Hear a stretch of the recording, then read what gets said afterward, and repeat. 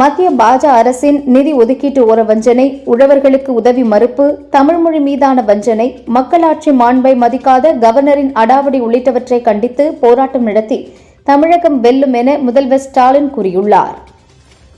தேர்தல் ஆணைய விதிகள் படி எஸ்ஐஆர் நடத்த வேண்டும், வாக்காளர்கள் பட்டியல் முழுமையாக திருத்தப்பட வேண்டும் என அதிமுக முன்னாள் அமைச்சர் சி.வி. சண்முகம் தேர்தல் ஆணையத்தில் மனு அளித்துள்ளார். சென்னை மாவட்ட தேர்தல் அதிகாரிக்கு எச்சரிக்கையாக சொல்கிறோம். எஸ்ஐஆர் பணி நியாயமான முறையில் நடக்கவில்லை என்றால் இன்னும் 6 மாதத்தில் நீங்கள் தண்டிக்கப்படுவீர்கள் என முன்னாள் அமைச்சர் ஜெயக்குமார் தெரிவித்தார்.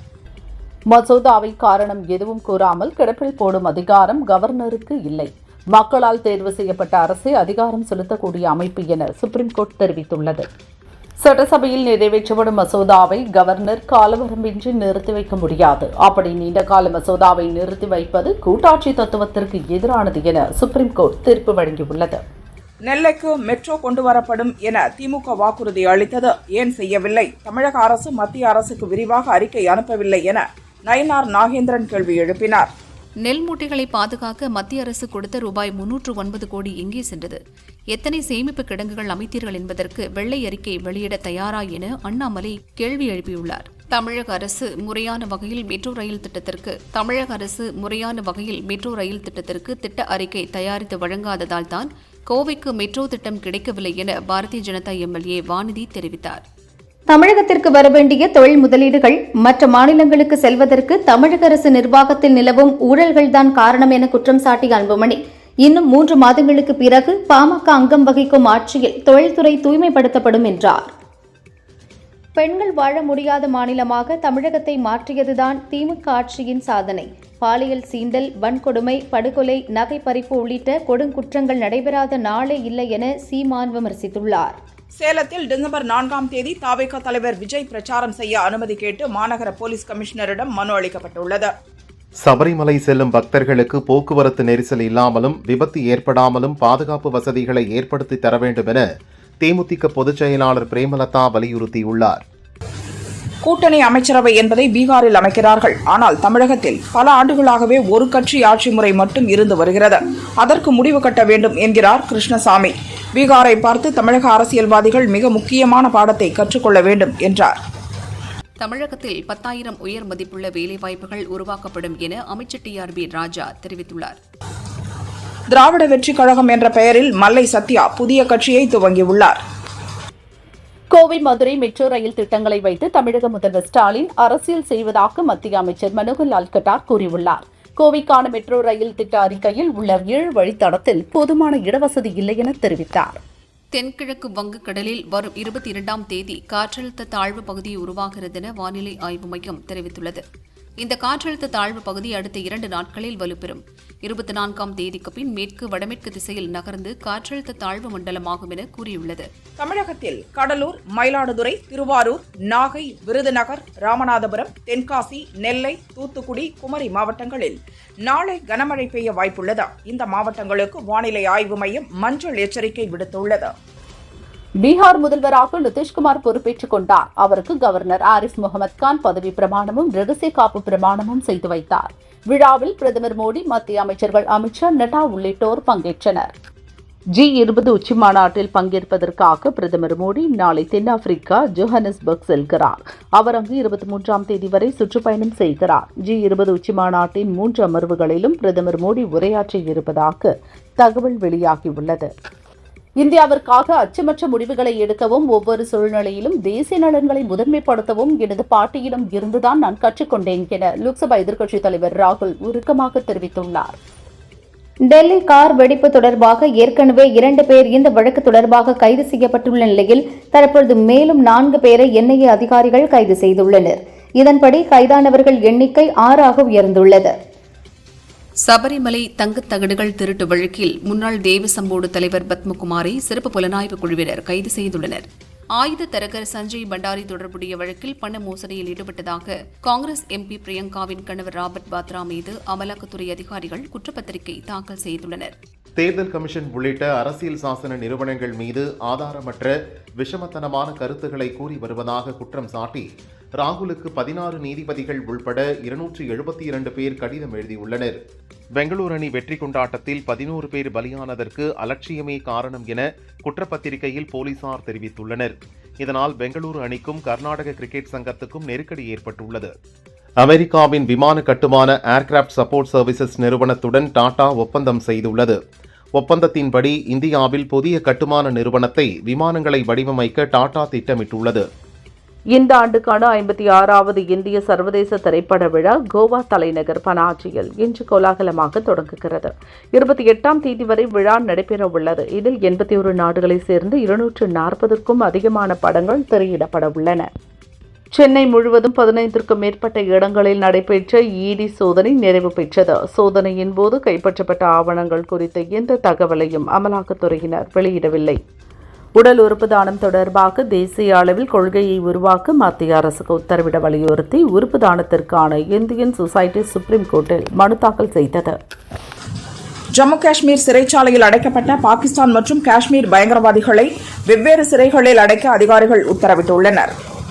டெல்லி தாக்குதல் குற்றவாளி உமரை போலவே 2008ஆம் ஆண்டு நடந்த தொடர் குண்டுவெடிப்பு பயங்கரவாதி மிர்சா ஷதாப் பேக்கும் அல்ஃபெலாக் பல்கலையில் படித்து பட்டம் பெற்றிருப்பது தெரியவந்துள்ளது. 20 ஆண்டுகள் பழைய வாகனங்களுக்கான ஃபிட்னஸ் சான்று கட்டணத்தை மத்திய அரசு உயர்த்தியது. பொதுமக்கள் தொடர்ந்து பழைய வாகனங்களை பயன்படுத்துவதை தடுக்கும் வகையில் இந்த நடவடிக்கை எடுக்கப்பட்டுள்ளது. இந்திய பெருங்கடல் என்பது நமது மிகப்பெரிய பாரம்பரியமாகும். அதன் பாதுகாப்பை அதனையொட்டியுள்ள நாடுகள் உறுதி செய்ய வேண்டும் என தேசிய பாதுகாப்பு ஆலோசகர் அஜித் தோவல் வலியுறுத்தியுள்ளார். தமிழகத்தில் 95.39% SIR படிவங்கள் விநியோகிக்கப்பட்டதில் 21.99% படிவங்கள் மட்டுமே பெறப்பட்டுள்ளதாக தேர்தல் ஆணையம் தெரிவித்துள்ளது. SIR பணிகள் தொடர்பாக அதிகாரிகள் அதிக அழுத்தம் கொடுத்ததால் தற்காலிக BLOவாக நியமிக்கப்பட்ட ராஜஸ்தான் அரசு பள்ளி ஆசிரியர் ஹரிஓம் என்பவர் கடந்த ஒரு வார காலமாக மன உளைச்சலில் இருந்து வந்த நிலையில் திடீரென மாரடைப்பால் இறந்தார்.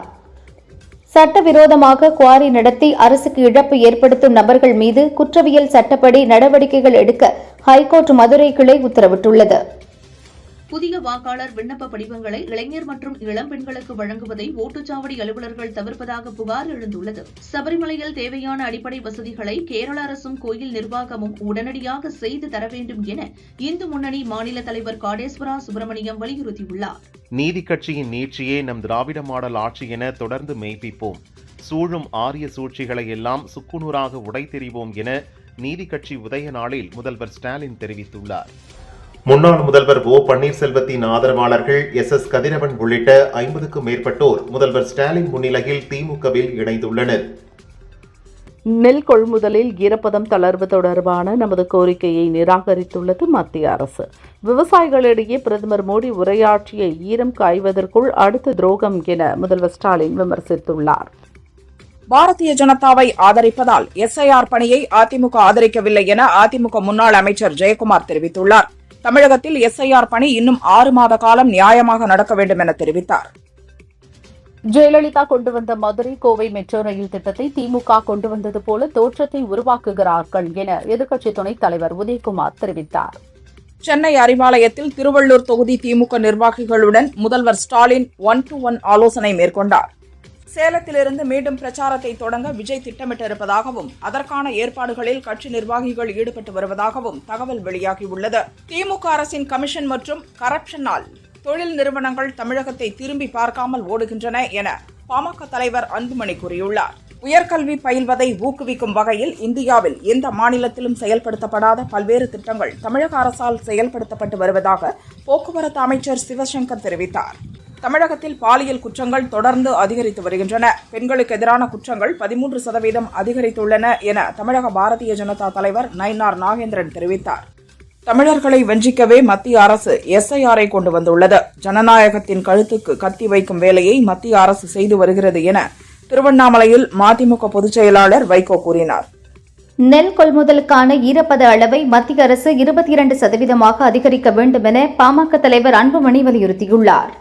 மசோதாக்களை ஒப்புதல் அளிப்பது குறித்த சுப்ரீம் கோர்ட்டின் தீர்ப்பு பாஜக ஆட்சியில் இல்லாத மாநிலங்களை கட்டுப்படுத்த வேண்டும் என்ற மத்திய அரசின் முயற்சிக்கு கிடைத்த பெரிய அடி என முன்னாள் அமைச்சர் பொன்முடி தெரிவித்தார். பீகார் தோல்விக்கு பிராயச்சித்தமாக பிரசாந்த் கிஷோர் காந்தி ஆசிரமத்தில் ஒருநாள் மௌன விரதம் மேற்கொண்டார். இதே இடத்தில்தான் நூற்றாண்டுகளுக்கு முன் காந்தி மௌன விரதம் மேற்கொண்டார். 2026 தேர்தலில் மதச்சார்பற்ற முற்போக்கு கூட்டணியில் தங்களுக்கு குறைந்தது 5 தொகுதிகளாவது ஒதுக்கப்பட வேண்டும் என இந்திய யூனியன் முஸ்லீம் லீக் கட்சியின் தேசிய தலைவர் காதர் மொய்தீன் வலியுறுத்தியுள்ளார். திருச்செந்தூர் கோயில் பிரகாரங்களில் சினிமா பாடல்களுக்கு ரீல்ஸ் வீடியோ எடுக்க தடை விதிக்கப்பட்டுள்ளது. ஆம்ஸ்ட்ராங் கொலை வழக்கை சிபிஐ விசாரணைக்கு மாற்றிய சென்னை ஹைகோர்ட் உத்தரவுக்கு சுப்ரீம் கோர்ட் இடைக்கால தடை விதித்துள்ளது. தூத்துக்குடி மாவட்டத்தில் கடந்த சில நாட்களாக பெய்து வரும் கனமழையால் பல்வேறு சாலைகளில் மழைநீர் தேங்கியுள்ளது. வீடுகளையும் வெள்ளம் சூழ்ந்ததால் மக்கள் அவதியடைந்தனர். தங்கம் விலை இன்று சவரனுக்கு ரூபாய் 800 குறைந்து 92,000 ரூபாய்க்கும், கிராமுக்கு 100 ரூபாய் குறைந்து 11,500 ரூபாய்க்கும் விற்பனையாகிறது. வெள்ளி கிராமுக்கு 3 ரூபாய் குறைந்து 170 ரூபாய்க்கு விற்பனை செய்யப்படுகிறது. ராணிப்பேட்டை மாவட்டம் நவல்பூர் புதிய ரயில்வே மேம்பாலத்தில் சென்ற பைக் மீது கார் மோதிய விபத்தில் 3 இளைஞர்கள் பலியானார்கள். கார் டிரைவர் கைது செய்யப்பட்டார். டில்லி கார் குண்டுவெடிப்பு சம்பவத்தை அடுத்து இந்தியாவில் உள்ள ஏர்போர்ட்டுகளில் பாதுகாப்பு அதிகரிக்கப்பட்டுள்ளது. அந்த வகையில் சென்னை ஏர்போர்ட்டில் பயணியரிடம் சோதனைகளும், வெளிநாடுகளுக்கு புறப்படும் விமான சேவையில் தாமதம் ஏற்படுவதால் பயணிகள் அவதியடைந்து வருகின்றனர். சென்னை கோயம்பேட்டில் கடைகளில் பணியாற்றிய குழந்தை தொழிலாளர்கள் 16 பேர் மீட்கப்பட்டுள்ளனர். சிறுவர்களை பணிக்கு அமர்த்திய கடை உரிமையாளர்கள் மீது வழக்கு பதிந்து தொழிலாளர் நலத்துறை அதிகாரிகள் விசாரிக்கின்றனர். திருச்செந்தூர் முருகன் கோயில் வளாகத்தில் ரீல்ஸ் எடுத்தால் சட்டப்படி நடவடிக்கை எடுக்கப்படும் என கோயில் நிர்வாகம் எச்சரித்துள்ளது. சமீபத்தில் பெண் ஒருவர் நடனமாடி ரீல்ஸ் எடுத்தது சர்ச்சையானது. புதுச்சேரி கிழக்கு கடற்கரை சாலையில் மாடு ஒன்று சாலையில் செல்லும்போது மக்களை கொம்பால் முட்டி தள்ளியது. புதுச்சேரி நகராட்சி உடனடியாக நடவடிக்கை எடுக்க வேண்டும் என மக்கள் கோரிக்கை விடுத்துள்ளனர். மசோதாக்களை ஏற்பதில் மாநில அரசின் ஆலோசனையை கவர்னர் ஏற்க வேண்டியதில்லை என்றும், ஒரு மாநிலத்தில் 2 அதிகார அமைப்புகள் இருக்க முடியாது என கவர்னர் வழக்கில் சுப்ரீம் கோர்ட்டில் கருத்து தெரிவித்துள்ளது. குற்றாலம் மெயின் அருவியில் டூரிஸ்டுகள் குளித்துக் கொண்டிருந்த போது திடீரென அருவியிலிருந்து மலைப்பாம்பு ஒன்று வந்து விழுந்தது. இதை பார்த்த டூரிஸ்டுகள் அலறி அடித்து ஓடினர். வனத்துறையினர் 10 அடி நீள பாம்பை பிடித்தனர்.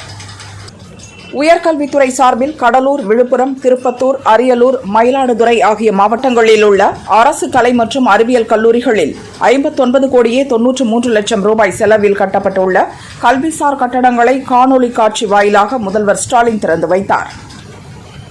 கரூர் வெண்ணெய்மலை பாலசுப்பிரமணிய சுவாமி கோவிலுக்கு சொந்தமான இனாம் நிலத்தில் வசிக்கும் கண்ணம்மாள் என்பவரது வீட்டுக்கு அறநிலையத்துறை அதிகாரிகள் சீல் வைக்க வந்தனர். இதற்கு எதிர்ப்பு தெரிவித்து 4 பேர் தீக்குளிக்க முயன்றதால் பரபரப்பு ஏற்பட்டது.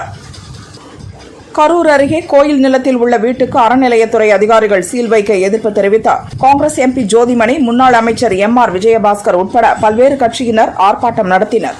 அவர்களை போலீசார் கைது செய்தனர். சென்னையில் ஓராண்டில் மட்டும் நாய்க்கடியால் 13,786 பேர் பாதிக்கப்பட்டுள்ளதாக சுகாதாரத்துறை தெரிவித்துள்ளது. மதுரையில் ரஜினி பவன் என்ற பெயரில் புதிய வீடு கட்டிய ரஜினி ரசிகரை ரஜினியின் மகள் சௌந்தர்யா நேரில் அழைத்து வாழ்த்து தெரிவித்தார். வார இறுதி விடுமுறையை முன்னிட்டு நாளை 340 சிறப்பு பஸ்களும், நாளை மறுநாள் 350 சிறப்பு பஸ்களும் இயக்க திட்டமிடப்பட்டுள்ளது என அரசு விரைவு போக்குவரத்து கழகம் தெரிவித்துள்ளது. சென்னையில் உள்ள ரயில் நிலையங்களில் இயங்கும் கடைகள், உணவகங்களில் உணவுப் பொருட்கள் தரம் இல்லாவிட்டால் QR குறியீடு மூலம் புகார் செய்யும் வசதியை தெற்கு ரயில்வே அறிமுகம் செய்தது. கடலோர பாதுகாப்பை உறுதிப்படுத்தும் வகையில் ஆண்டுதோறும் நடத்தப்படும் சாகர் கவாச் பாதுகாப்பு ஒத்திகை நிகழ்ச்சி தமிழகத்தில் திருவள்ளூர் முதல் கன்னியாகுமரி வரை உள்ள 14 கடலோர மாவட்டங்களிலும் புதுச்சேரியிலும் நடைபெற்றது. நீர்பிடிப்பு பகுதிகளில் பெய்து வரும் கனமழை காரணமாக தாமிரபரணி ஆற்றில் வெள்ளப்பெருக்கு ஏற்பட்டுள்ளது. ஆற்றில் பொதுமக்கள் குளிக்க வேண்டாம் என அறிவுறுத்தப்பட்டது. கோவை மாணவி கூட்டு பாலியல் வன்கொடுமை வழக்கில் கைது செய்யப்பட்ட 3 பேருக்கு டிசம்பர் 3ஆம் தேதி வரை காவல் நீட்டிப்பு செய்து கோவை நடுவர் நீதிமன்றம் உத்தரவிட்டுள்ளது. திருப்பரங்குன்றம் மலையில் கார்த்திகை தீபம் ஏற்றுவது தொடர்பாக ஹைகோர்ட் நீதிபதி GR சுவாமிநாதன் 1.5 மணி நேரம் ஆய்வு செய்தார். நாமக்கல்லில் முட்டை ஒன்றின் பண்ணை கொள்முதல் விலை மேலும் 5 காசுகள் உயர்ந்து ரூபாய் 10 நிர்ணயம் செய்யப்பட்டுள்ளது. இதன் காரணமாக முட்டை விலை மேலும் உயர வாய்ப்புள்ளது. 55 ஆண்டு கால தமிழ்நாடு கோழிப்பண்ணை வரலாற்றில் முட்டை கொள்முதல் விலை ரூபாய் 10 என்பது இதுவே முதல் முறை என பண்ணையாளர்கள் தெரிவித்தனர். சபரிமலை ஐயப்பன் கோவிலில் நேற்று ஒரு நாள் மட்டும் 80,000 பேர் சாமி தரிசனம் செய்துள்ளனர். இன்றும் பக்தர்கள் கூட்டம் அலைமோதுகிறது. திருச்சானூர் பத்மாவதி தாயார் கோயில் வருடாந்திர பிரம்மோற்சவத்தின் 4ஆம் நாளான இன்று கற்பக விருட்ச வாகனத்தில் முரளிகிருஷ்ண அலங்காரத்தில் பத்மாவதி தாயார் 4 மாட வீதிகளில் வலம் வந்து பக்தர்களுக்கு அருள் பாலித்தார். கரூர் சம்பவம் தொடர்பாக தமிழக சட்டசபை தேர்தலுக்கு முன்பு குற்றப்பத்திரிகை தாக்கல் செய்ய சிபிஐ திட்டமிட்டுள்ளதாக தகவல் வெளியாகியுள்ளது. கள்ளக்குறிச்சி அருகே சித்தலூர் ஸ்ரீ அங்காளம்மன் கோவில் அமாவாசை ஊஞ்சல் உற்சவம் வெகு விமரிசையாக நடந்தது. ஏராளமான பக்தர்கள் பங்கேற்று சாமி தரிசனம் செய்தனர். திண்டுக்கல் மாவட்டம் பெரிய பள்ளிவாசலில் நடந்த மிலாது நபி மற்றும் 41வது மத நல்லிணக்க ஒருமைப்பாட்டு கந்தூரி விழாவில் 2500 கிலோ அரிசியை கொண்டு 15,000 பேருக்கு அன்னதானம் வழங்கப்பட்டது. திருவண்ணாமலை அருணாச்சலேஸ்வரர் கோவில் தீப திருவிழா நாளை நவம்பர் 21ஆம் தேதி துவங்கி டிசம்பர் 7ஆம் தேதி நிறைவு பெறுகிறது. விழாவை முன்னிட்டு கோவில் வளாகம் மற்றும் 9 கோபுரங்கள் 20 கிலோமீட்டர் தூரம் தெரியும் மின் விளக்குகளால் அலங்காரம் செய்யப்பட்டு பார்க்க கண்கொள்ளா காட்சியாக உள்ளன. சென்னை கொடுங்கையூரில் இன்ஸ்டா மூலம் போதை மாத்திரை விற்பனையில் ஈடுபட்ட இன்ஸ்டா பிரபலம் டோலு அரவிந்த் உட்பட 6 பேர் கைதாக்கினர். இவர்களிடம் இருந்து 1166 போதை மாத்திரைகள் பறிமுதல் செய்யப்பட்டது. அரவிந்துடன் இன்ஸ்டாகிராம் மூலம் பழகி வந்தவர்களை போலீசார் கண்காணித்து வருகின்றனர். கடலூர் மாவட்டம் காட்டுமன்னார் கோவில் அருகே 13 வயது சிறுமி பாலியல் வன்கொடுமை செய்யப்பட்ட வழக்கில் கார்த்தி, குருமூர்த்தி ஆகியோர் போக்சோவில் கைது செய்யப்பட்டுள்ளனர். 2020 சிவகாசியில் 8 வயது சிறுமி வன்கொடுமை செய்து கொல்லப்பட்ட வழக்கில் அசாமைச் சேர்ந்த மொஜம் அலிக்கு சாகும் வரை சிறை தண்டனையை உறுதி செய்து அவரது மேல்முறையீட்டு மனுவை ஹைகோர்ட் தள்ளுபடி செய்தது. கால்பந்து உலகக்கோப்பைக்கு தகுதி பெற்ற மிகச்சிறிய நாடு என்ற பெயரை கரீபியன் தீவுகளில் ஒன்றான குராகோ பெற்றது. 171 சதுர மைல் பரப்பளவை மட்டுமே கொண்டுள்ள இந்த நாட்டில் 1.50 லட்சம் மக்கள் வாழ்கின்றனர். ஆஷஸ் தொடருக்கான கோப்பையை ஆஸ்திரேலிய அணியின் கேப்டன் ஸ்டீவ் ஸ்மித் மற்றும் இங்கிலாந்து அணியின் கேப்டன் பென் ஸ்டோக்ஸ் அறிமுகப்படுத்தினர். இதற்கான போட்டோ ஷூட் நடத்தப்பட்டது. இந்தியா ஏ அணிக்கு எதிரான 3வது ஒருநாள் போட்டியில் தென்னாப்பிரிக்கா ஏ அணி 73 ரன் வித்தியாசத்தில் வெற்றி பெற்றது. முதல் 2 போட்டிகளில் வெற்றி பெற்ற இந்திய அணி தொடரை 2-1 என்ற கணக்கில் கைப்பற்றியது. உலக குத்துச்சண்டை சாம்பியன்ஷிப்பில் இந்திய வீராங்கனைகள் 3 பேர் தங்கம் வென்று அசத்தியுள்ளனர். அருந்ததி சௌத்ரி 70 கிலோ எடை பிரிவிலும், மீனாட்சி ஹூடா 48 கிலோ பிரிவு மற்றும் பிரீத்தி பவார் 54 கிலோ பிரிவிலும் தங்கம் வென்றனர். இந்திய ராணுவத்துக்கு ரூபாய் 822 கோடி மதிப்பிலான ஆயுதங்களை விற்பனை செய்ய அமெரிக்கா ஒப்புதல் அளித்துள்ளது. அமெரிக்காவில் விரைவில் ரூபாய் 88 லட்சம் கோடி முதலீடு செய்யப்படும் என ட்ரம்பை சந்தித்த பின் சவுதி அரேபிய இளவரசர் முகமது பின் சல்மான் கூறினார். ரூபாய் 1666 கோடி வங்கி மோசடி வழக்கில் மத்திய பிரதேச அமலாக்கத்துறை அதிகாரிகள் துபாயில் ரூபாய் 51.70 கோடி மதிப்பிலான அசையா சொத்துக்களை பறிமுதல் செய்தனர். நியூயார்க் மேயர் தேர்தலில் ஜனநாயக கட்சி சார்பில் போட்டியிட்ட சோரான் மம்தானி வெற்றி பெற்றார். மேயர் ஆளும் குடியரசுக் கட்சி தோல்வியடைந்தது. பரபரப்பான அரசியல் சூழலில் அதிபர் ட்ரம்பை மம்தானி நாளை சந்திக்கிறார். இங்கிலாந்தின் கடல் எல்லைக்குள் ரஷ்ய உளவு கப்பல் அத்துமீறி நுழைந்ததாக குற்றம் சாட்டப்பட்டுள்ளது. ரஷ்யாவின் இந்த நடவடிக்கை மிகவும் ஆபத்தானது என இங்கிலாந்தின் பாதுகாப்பு அமைச்சர் ஜான் ஹீலி தெரிவித்துள்ளார். இந்தியாவும் பாகிஸ்தானும் அணு ஆயுத போருக்கு தயாராக இருந்தன. இரு நாடுகளுக்கும் 350% வரிகளை விதிப்பேன். உங்களுடன் அமெரிக்கா இனி எந்த வர்த்தகமும் செய்யாது என மிரட்டி போரை நிறுத்தியதாக ட்ரம்ப் கூறினார். போர் நிறுத்தம் அளவுக்கு வந்ததற்கு பின் காசாவில் இஸ்ரேல் நடத்திய தாக்குதல்களில் இதுவரை 280 பேர் கொல்லப்பட்டுள்ளனர். சிவகார்த்திகேயன் நடித்த அமரன் படம் ராணுவ வீரர் மேஜர் முகுந்த் வரதராஜனின் வாழ்க்கை வரலாறாக உருவானது. இப்படம் கோவாவில் நடைபெறும் 56வது இந்திய சர்வதேச திரைப்பட விழாவில் தங்கமயில் விருதுக்கு பரிந்துரைக்கப்பட்டுள்ளது. மலையாளத்தில் ஜீத் ஜோசப் இயக்கத்தில் பிருத்திவிராஜ் நடிப்பில் 2013 வந்த படம் மெமரிஸ். இப்படம் பற்றி பேசிய பிருத்திவிராஜ், மெமரிஸ் படத்தின் 2ஆம் பாகத்தை உருவாக்க விரும்புவதாக ஜீத் ஜோசப் என்னிடம் சொன்னார். ஒரு நடிகனாக எனக்கும் அதன் 2ஆம் பாகம் எடுக்க விருப்பம். இது பற்றி இருவருமே நேரம் கிடைக்கும் போதெல்லாம் பேசுவோம் என்றார். 3 மாத குழந்தையாக சினிமாவில் அறிமுகமாகி 50 ஆண்டுகளாக தமிழ், கன்னடம், தெலுங்கு, மலையாளம், போஜ்புரி மொழிகளில் பல படங்களில் நடித்தவர் நடிகை துளசி. தமிழில் சமீபத்தில் வெளியான ஆரோமலை படத்தில் அம்மாவாக நடித்திருந்தார். டிசம்பர் 31 சினிமாவில் இருந்து ஓய்வு பெற விரும்புவதாகவும் சாய்பாபாவை வழிபட்டு மீதி நாட்களை நிம்மதியாக கழிக்கப் போவதாகவும் அறிவித்துள்ளார். குட் பேட் அக்லி படத்தை இயக்கிய ஆதிக் ரவிச்சந்திரன் இயக்கத்திலேயே அஜித் தனது 64வது படத்திலும் நடிக்க உள்ளார். இதற்கான அறிவிப்பு தீபாவளிக்கு வெளியாகும் என்றனர். ஆனால் இதுவரை எந்த அப்டேட்டும் வராததால் ஜனவரியில் படப்பிடிப்பை துவங்காவிட்டால் பட ரிலீஸ் 2026 தீபாவளியை விட தாமதமாகும் என்கின்றனர். நடிகை கீர்த்தி சுரேஷ் அளித்த பேட்டியில், ஆரம்பத்தில் என் மீது ஏகப்பட்ட விமர்சனங்கள், கிண்டல், கேலிகள் வந்தன. சமூக வலைதளங்களில் தனிப்பட்ட தாக்குதல்கள் அதிகமாகிவிட்டன. அவர்களிடம் வாழ விடுங்கள் என்றுதான் கேட்கப் போகிறேன். எனக்கு படம் இயக்க ஆர்வம் இருக்கிறது. அதற்காக ஸ்கிரிப்ட் எழுதி வருகிறேன் என்றார். கவின் நடிப்பில் மாஸ்க் படத்தை தயாரித்து நெகட்டிவ் ரோலில் நடித்துள்ளார் நடிகை ஆண்ட்ரியா. அவர் கூறுகையில், என் வீட்டை அடமானம் வைத்து லோன் வாங்கி இப்படத்தை தயாரித்தேன். பலரும் நீ பைத்தியமா என கேட்டனர். சினிமாவில் சம்பாதித்துத்தான் அந்த வீட்டை வாங்கினேன். நான் நடித்த மனுஷி, பிசாசு 2 படங்கள் முடங்கியுள்ளன. மாஸ்க் லாபம் கிடைத்தால் அப்படங்களை வெளியிட முயற்சி செய்வேன் என்றார். 2021 சிம்பு நடித்த மாநாடு படத்திற்கு பிறகு மலையாளம் பக்கம் சென்ற நடிகை கல்யாணி பிரியதர்ஷன் 4 ஆண்டுகளுக்கு பின் மீண்டும் தமிழில் கதை நாயகியாக நடிக்க உள்ளார். திரவியம் SN இயக்குகிறார். ஜஸ்டின் பிரபாகரன் இசையமைக்கிறார். இப்படம் தவிர கார்த்தியுடன் மார்ஷல், ரவி மோகனுடன் ஜீனி படங்களிலும் நடிக்கிறார்.